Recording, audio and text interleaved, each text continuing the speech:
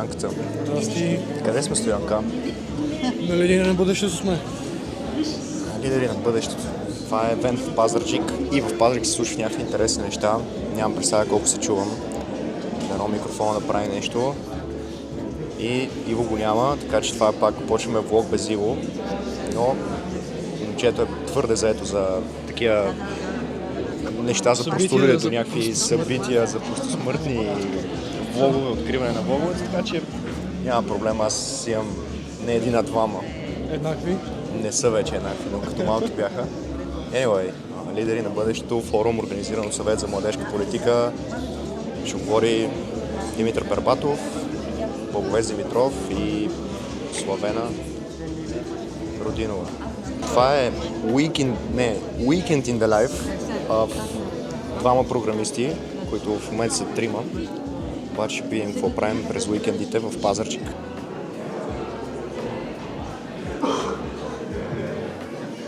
Здравейте! Добре дошли! Много сте ми благодаря. Но след време, всъщност, когато има AR, ще можете да погледнете към ръката ви, да направите така, да се дадат мобилните приложения пред вас. Ще можете да скролвате и да кажем, ако искате да рисувате в пространството. Що не? Пипай почвата, чуй клиентите, виж хората какво ще ти кажат и тогава вече би могъл да усъвършенстваш твоя продукт. Не го мисли много, давай. Вашите аплодисменти за Димитър Бербатов. На този съвет, тук ми се забил и ми дава мира. Идва мачът. Първата топка, която получавам.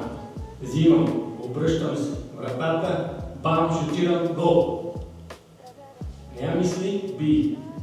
Екстаз, тичам, вълнувам се. В главата ми е охраната. И аз си казвам, мамката и охрана беше прав. И тичам и се радвам за отборници върху мене. И охраната ми е в главата. Сега сме с господин Александър Иванов. Иначе а.к.а. Сашо.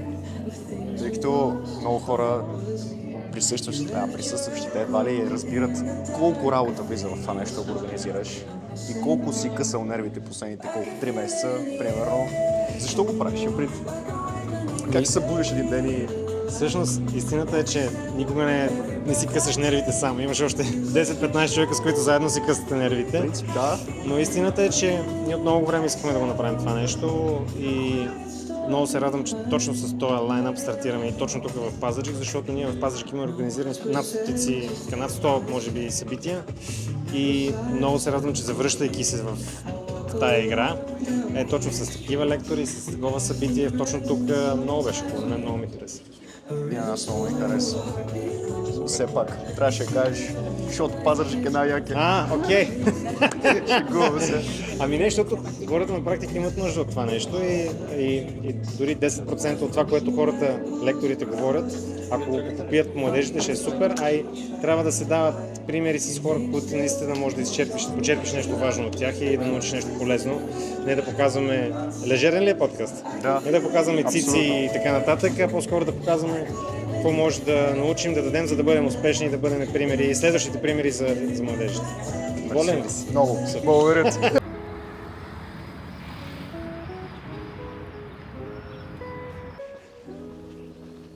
Може би днеска няма да свърши много работа, но има и такива дни, в които трябва просто да се починеш малко и да си събереш мислите, да се поразходиш, да срещаш някакви хора.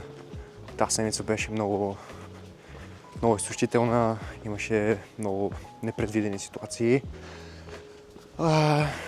Имаше много маркетинг, имаше много Reddit, имаше много Threads. Все още откриваме това цялото нещо, как се прави, как се продават SaaS продукти. Но сутринта бяхме на едно много интересно събитие. Не знам колко видеа ще успеем да включим и колко ще успеем да разкажем за него. Идеята беше, че най-накрая случват някакви неща в нашия град и се надявам това не е последното. Разбира се, най-вероятно ще направим Junior Accelerator конференция, но трябва да има такива неща, трябва да има някакви млади хора, които да правят интересни неща, други млади хора, които да ги посещават, да се вдъхновяват. Като цяло на мен много ми хареса. Особено лекцията на Димитър Бербатов. Много трудно може да те разочарова, но неговата основна идея беше, че всеки трябва да намери какво му се прави в този живот и просто да го прави. Разказа за трудните моменти, тъй като те са неизбежна част от всяка голяма история. Разказа колко пъти е падал, ставал. Сори, имаше кола зад мен. Но той разказа колко пъти е падал и ставал и колко търпеливи трябва да са всичките млади хора. Включително и аз забелязвам все повече и повече, че искам всичко да се случва за днес, искам всичко да се случва за вчера, обаче това е невъзможно. И трябва всички да се научим на голямо търпение. Много ми се иска моите софтуерни продукти да са най-свалените, най-добрите, обаче това няма да стане днеска. И трябва да вложиш много усилия и труд във всяко едно нещо, което правиш, тъй като, за съжаление, нищо няма да дойде от само себе си и нищо няма да дойде лесно. Но това не е край на влога. Всъщност продължаваме, ако да не блъсне кола. Продължаваме да ви покажа какво е Weekend in the Life of събота мене и мене Иво. За кое, Ванка? За хубавото БМВ. Кое е хубавото БМВ? Те са две, ама айде. Другото е по-голямо. Как си прекарваме вечерите в Пазарджик? Супер. Как се Спокой забавлява се. пазарджикли? На паркинга.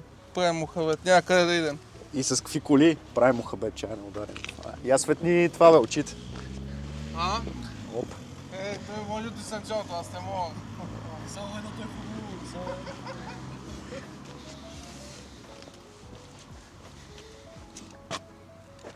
Чайте ви кача на лукса. Целият влог го качвам на лукса аз. Какво се смееш, Иване? Лукс преди 20. Качваме се и правим така. Защото да се... Да. Така. И оп. Едната емблема, другата емблема. Чайна такова. Ръчка. Тройка дизел. И това момче. 6 братя. И това момче продава Honda Civic година. 2012. Да ми пишат налично. Да ни пишат налично, ако някой си търси Honda. Иначе така се забавляваме. За нас няма кафета. Ходим на паркинг и си правим мухабет. Криската някъде се вижда и той. Ще добавиш ли нещо, Криска? Само БМВ. Така, само БМВ. Върви ли, Ванка? Горе-долу. Горе-долу. Пред полицията не. От полицията бяга. От полицията бяга, а там малко масло в жабката. Ама така трябва да караш БМВ. Маслото водата. Маслото във всяка жабка масло. Там показвам на нашите зрители. Това е за кожата. За кожата е то. Масло.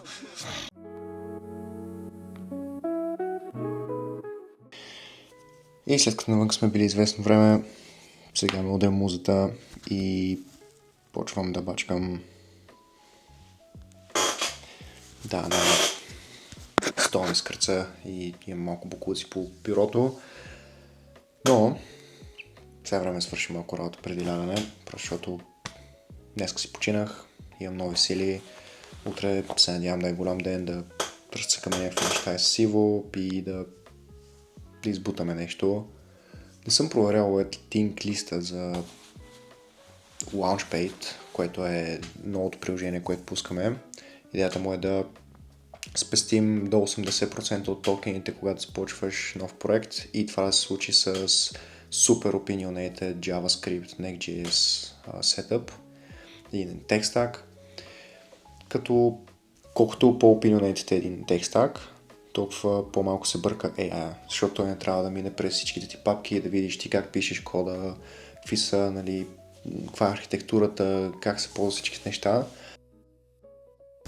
Чил лаптоп ден, прекарах повечето време на лаптопа, брейнстормах някакви идеи за седмицата, работих по агент, който да генерира някакво съдържание за Threads и добрата новина, която видях е, че вече не съм баннат в X, което е странно, тъй като те ми пратиха имейл, че всъщност все още съм баннат в X, но направих няколко поста и те минаха, което е странно. Но Иво писа, че е вече в Пазарджик, че са те 6 часа, 6 и нещо, така че ще направим малко работна среща с него.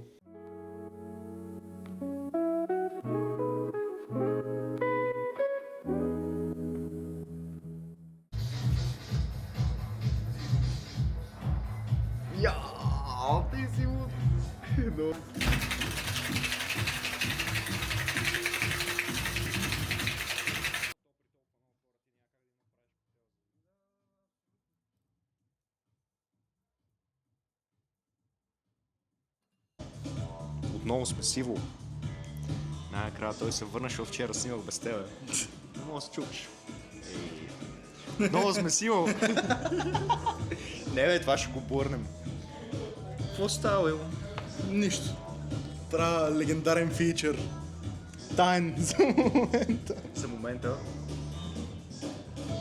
И Иво откри метата на Instagram Threads. Схемата е да откраднете готина снимка от x.com. Някакъв твит, който е избухнал. Взимате снимката, за предпочитане да е на бял фон.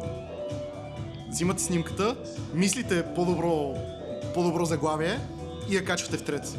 Гарантиран успех. Код мисли по-добро заглавие. Заедно мислите по-добро заглавие. Код мисли всичките коментари, ама заглавията аз си ги мисля.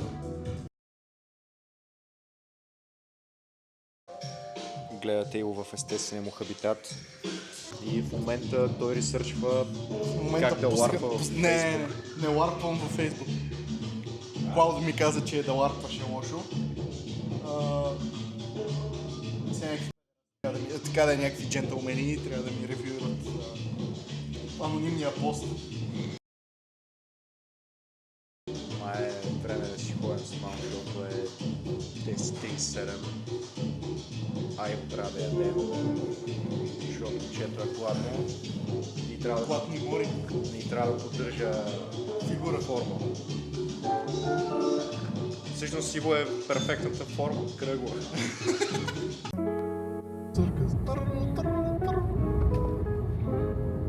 Това е първото ни видео. Това не е първото аутро, между другото, защото до сега се забравяхме да правим аутрото.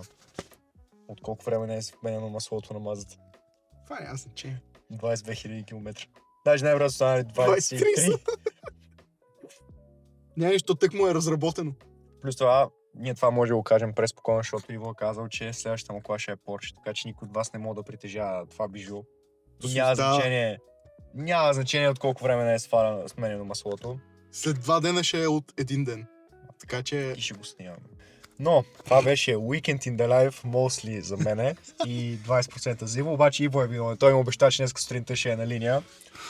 Така че... Съня е сложно нещо, съжалявам. Няма значение. Това е моето видео. Даже мога да обърна камерата насам. Не, шегувам се. Обаче утре продължаваме да снимаме. Продължаваме промяната. Продължаваме да снимаме. Чака ни интересна седмица. Да направим някаква продажба на някои от часовете. Палци. Но сега затваряме, защото някакви хора ни гледат странно. Сме в кола 12 часа и сме на светнати лампи. Финални думи за моя влог. Няма. Чао. Чао, влог!